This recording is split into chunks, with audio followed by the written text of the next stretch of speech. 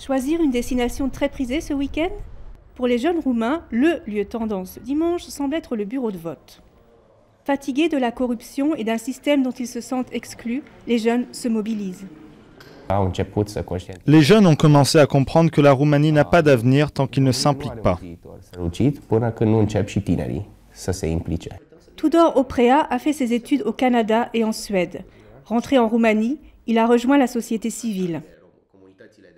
Plus de la moitié des moins de 35 ans ont voté lors du premier tour le 2 novembre, un fait inédit alors que l'abstentionnisme des jeunes était auparavant la règle. Dimanche, il doit choisir entre le Premier ministre social-démocrate Victor Ponta, favori du scrutin, et le leader de la droite, Klaus Iohannis. Une époque s'achève. Aucun des candidats n'est président sortant ou ancien président. C'est peut-être pour cela que la mobilisation des jeunes a été plus importante. C'est un moment d'incertitude économique. On n'est ni en crise, ni après-crise, mais dans une zone grise. Et ceux qui sont au début de leur carrière professionnelle sont plus sensibles aux défis du moment.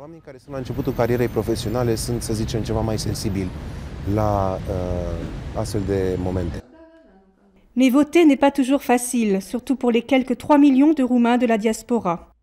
Au premier tour, des milliers d'entre eux n'ont pas pu voter après avoir fait la queue durant des heures devant les bureaux de vote. Un fiasco qui a conduit à la démission du ministre des Affaires étrangères roumain. Des ONG ont réclamé la multiplication des bureaux de vote à l'étranger, mais le gouvernement a rejeté la demande tout en assurant qu'il fera de son mieux pour que tous les Roumains votent.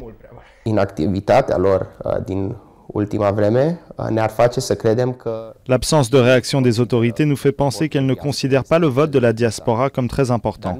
Mais on ne veut pas croire que cela soit vrai, car il s'agirait de quelque chose d'illégal. Nous voulons croire que jusqu'à dimanche, plus de solutions seront trouvées. Au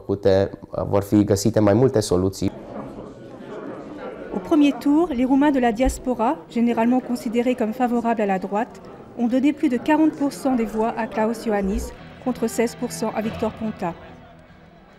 Étudiants, jeunes professionnels ou même des stars nationales ont inondé l'Internet de messages appelant à se rendre aux urnes.